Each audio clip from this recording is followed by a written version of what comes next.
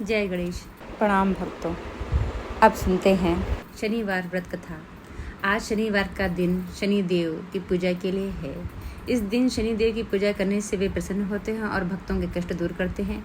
जिनकी कुंडली में शनि दोष है, शनि की साढ़े है या ढैया है, उनको शनिवार का व्रत करना चाहिए और शनिवार का व्रत कथा पढ़नी चाहिए। शनिदेव की इस कथा का श्रवण करने से सभी कष्ट दूर हो जाते हैं और शनिदेव की कृपा प्राप्त होती है। आइए जानते हैं शनिदेव की इस कथा के बारे में। शनिवार व्रत कथा।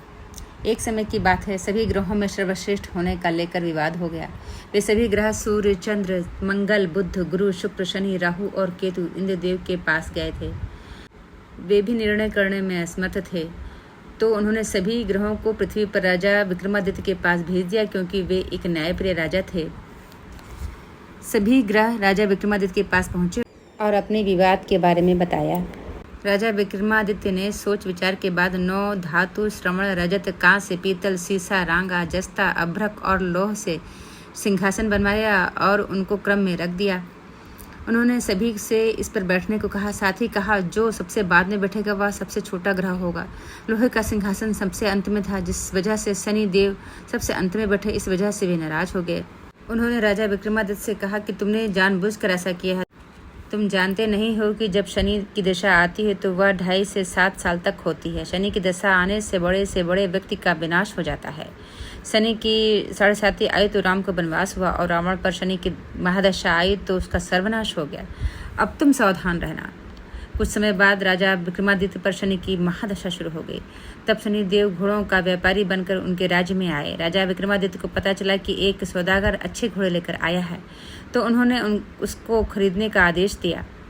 एक दिन राजा विक्रमादित्य उनमें से एक घोड़े पर बैठे तो वो उनको लेकर जंगल में भाग गया और गायब हो गया। राजा विक्रमादित्य का बुरा वक्त शुरू हो गया। भूख प्यास से वे तड़प रहे थे, तो एक ग्वाले ने पानी पिलाया तो राजा ने उसे अपनी अंगूठी दे दी। फिर नगर की ओर चल दिए। एक सेठ के यहाँ पानी पिया। अपना नाम उज्जैन का वीका बताया। सेठ वीका को लेकर घर गया। वहाँ उसने देखा कि एक खूंटी पर हार टंगा है और खूंटी उससे निगल रही है। देखते देखते हार गायब हो गया। हार चुराने के आरोप में सेठ ने वीका को कोलवाल से पकड़वा दिया।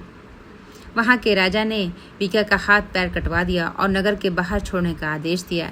वहाँ से एक तेली गुजर रहा था। वीका को देख कर उस पर दया आ गई। उसने उसे बैलगाड़ी में बैठाकर आगे चल दिया। उस समय शनि की महादशा समाप्त हो गई। वीका वर्षा ऋतु में मल्हार गा रहा था। उस राज्य की राजकुमारी मन भावनी ने उसकी आवाज़ सुनी तो उससे ही विवाह करने की जिद पर बैठ गई। हार कर राजा ने बेटी का विवाह वीका से कर दिया। एक रात शनिदेव ने वीका को स्वप्न में दर्शन दिए और कहा कि तुमने मुझे छोटा कहने का परिणाम देख लिया। तब राजा विक्रमादित्य ने शनिदेव से क्षमा मांगी और कहा कि उनके जैसा दुख किसी को ना दें। तब शनिदेव ने कहा कि जो उनकी कथा का श्रवण करेगा और व्रत रहेगा उसे शनि दशा में कोई दुख नहीं होगा। शनिदेव ने राजा विक्रमादित्य के हाथ पैर वापस कर दिए।